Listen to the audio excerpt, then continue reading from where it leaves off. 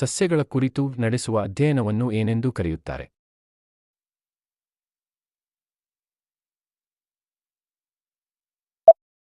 Botany. ಹೆಚ್ಚು ಉಷ್ಣತೆ ಇರುವ ಗ್ರಹ ಯಾವುದು?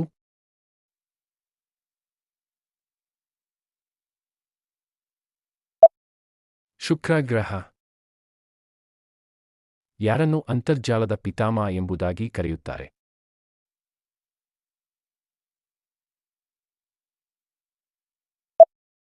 Wind Surf.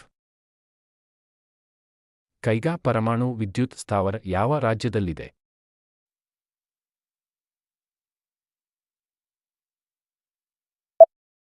ಕರ್ನಾಟಕ. ಭಾರತದಲ್ಲಿರುವ ಅತಿ ಉದ್ದವಾದ ನೀರಾವರಿ ಕಾಲುವೆ ಯಾವುದು?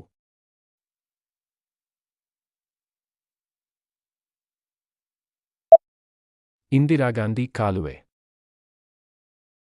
ಕಾಜಿರಂಗ ವನ್ಯಮೃಗ ಧಾಮ ಯಾವ ರಾಜ್ಯದಲ್ಲಿದೆ?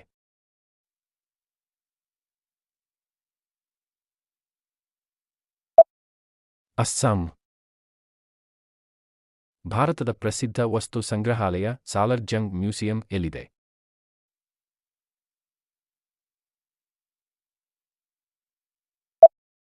ಹೈದರಾಬಾದ್. ಅಹಮದಾಬಾದ್ ಯಾವ ನದಿ ತೀರದಲ್ಲಿರುವ ಮುಖ್ಯ ಪಟ್ಟಣವಾಗಿದೆ?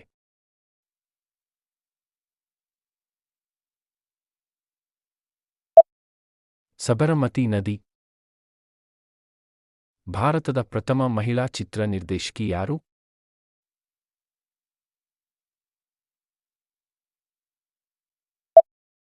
ಫಾತ್ಮಾ ಬೇಗಂ. ಯಾವ ಪ್ರಸಿದ್ಧ ವ್ಯಕ್ತಿಯನ್ನು ಶಾಂತಿದೂತ ಎಂಬುದಾಗಿ ಕರೆಯುತ್ತಾರೆ?